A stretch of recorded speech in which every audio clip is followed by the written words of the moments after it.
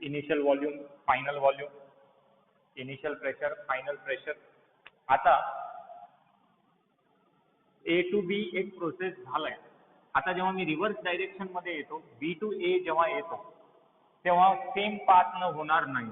Suppose आज काहीतरी वेगळ्या पाथनं जावं लागते.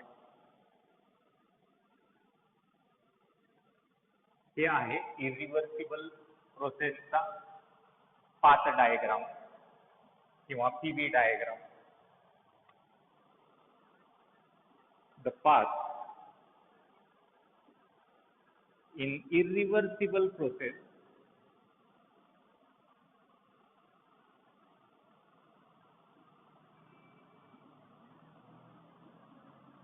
the path in irreversible process is not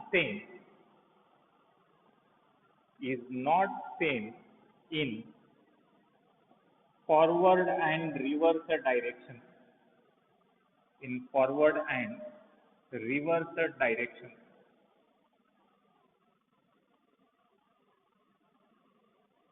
forward and reverse direction मध्ये पाथ सेम नाही. इथे एक इरिव्हर्सिबल प्रोसेसचा आपण पीबी डायग्राम ड्रॉ केला जे सांगते की पाथ सेम नाही. त्यानंतर आपण जर आता ऑब्झर्व केलं तिथं एनर्जी जास्त लूज होत नव्हती. System always in thermodynamic equilibrium obtain राहत होता. इथं सिस्टम थर्मोडायनामिक इक्विलिब्रियम मध्ये ऑप्टेन राहीन. Here, due to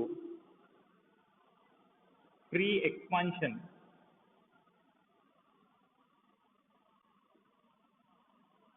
and spontaneous reaction,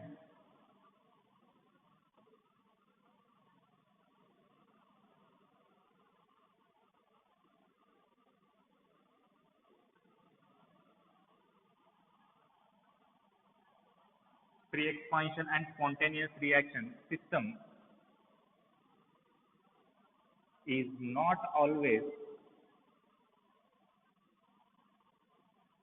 in thermodynamic equilibrium.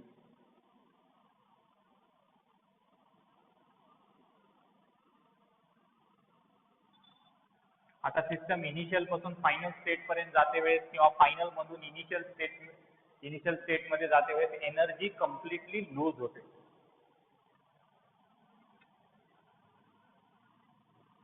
Energy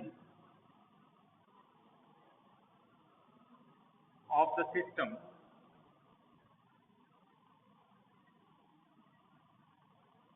is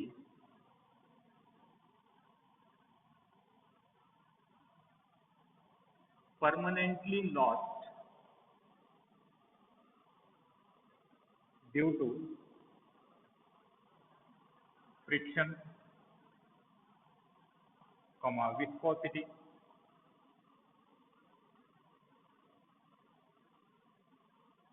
etc. याच्या व्यतिरिक्त अजून काही फोर्सेस असू शकतात. या फोर्सेसमुळे एनर्जी कम्प्लिटली परमनंटली लूज होते. याच्यानंतर हे जे प्रोसेस होते वेळेस सिस्टम हिस्टरसिसवर डिपेंडन्सी करते. हिस्टरसिस म्हणजे काय? या सिस्टमचा जो स्टेट आहे त्याच्या हिस्ट्रीवर डिपेंडन्सी राहते. चला एवढं लिहून घ्या. त्याच्यानंतर एक्झाम्पल्स ही द्यायचे आहेत आपल्याला. एक्झाम्पल्स काय असू शकतात? पंक्चरिंग ऑफ टायर. त्यानंतर मी जर हँड्स रब केलो एका डायरेक्शन मध्ये, आपले पाम्स रब करायलो एका डायरेक्शन मध्ये, तर हे काय होतात? वार्म होतात. नंतर रिव्हर्स डायरेक्शन मध्ये रब केल्यानंतर काय वापस कूल होतील का? नाही. हे सुद्धा इरिव्हर्सिबल प्रोसेस आहे. आणि आपल्या जनरल ऑब्झर्वेशन मध्ये जेवढे काही प्रोसेस येतात, थर्मोडायनामिक सिस्टीम्स येतात, त्याच्यामधले जास्तीत जास्त इरिव्हर्सिबल प्रोसेसच राहतात. खूप कमी राहतात रिव्हर्सिबल प्रोसेस असणारे. आणि ही परमनंटली एनर्जी इथं लॉस होते. रिअल राहू द्या का आयडियल राहू द्या, इरिव्हर्सिबल प्रोसेसमध्ये एनर्जी लूज होते.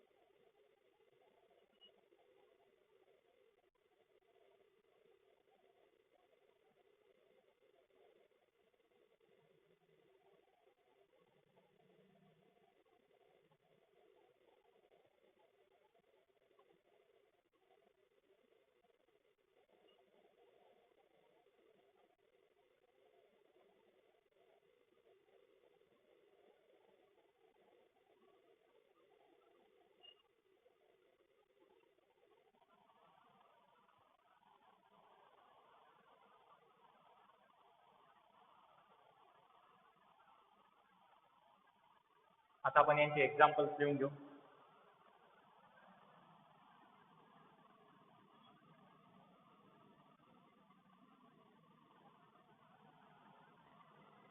Irreversible process shows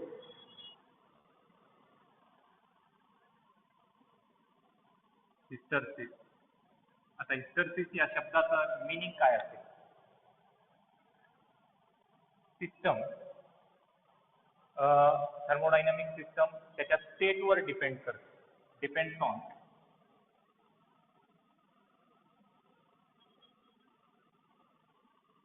history of state of system.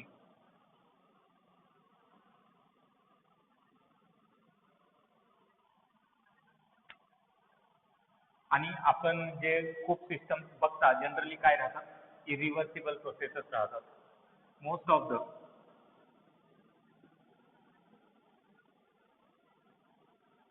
thermodynamic process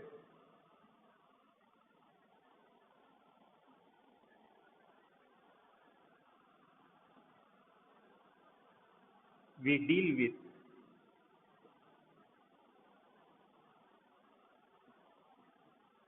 are irreversible process.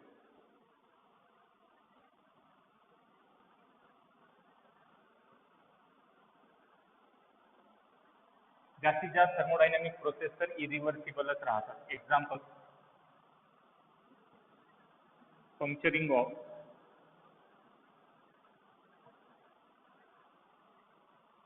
inflated balloon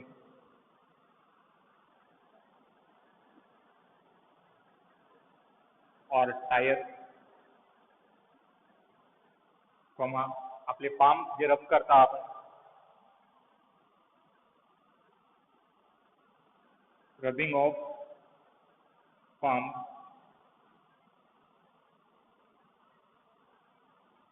burning of candle,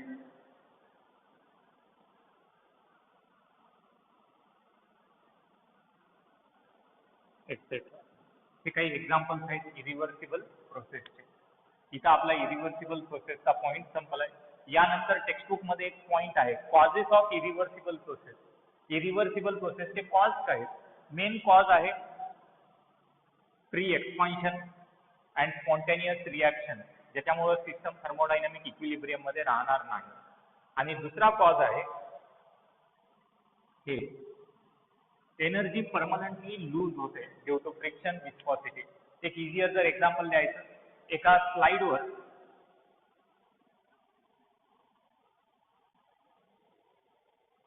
एखादी मी मास्क ठेवलं होतं, आता ढकलायलो, काही फोर्स अप्लाय केलो तिथं, काही वेळानंतर हे मास्क जाऊन थांबू शकते.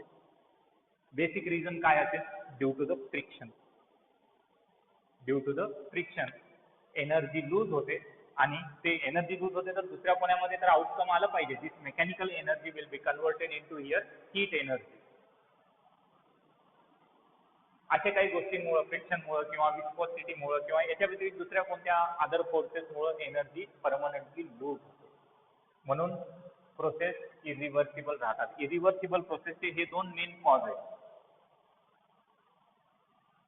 समोरचा पॉईंट तेच आहे, कॉज ऑफ इरिव्हर्सिबल प्रोसेस. त्याच्यामध्ये हे दोन पॉईंटच आहेत. डबल शिकवायची काही गरज नाही, मी इथंच सांगून टाकू. चला लिहून घ्या.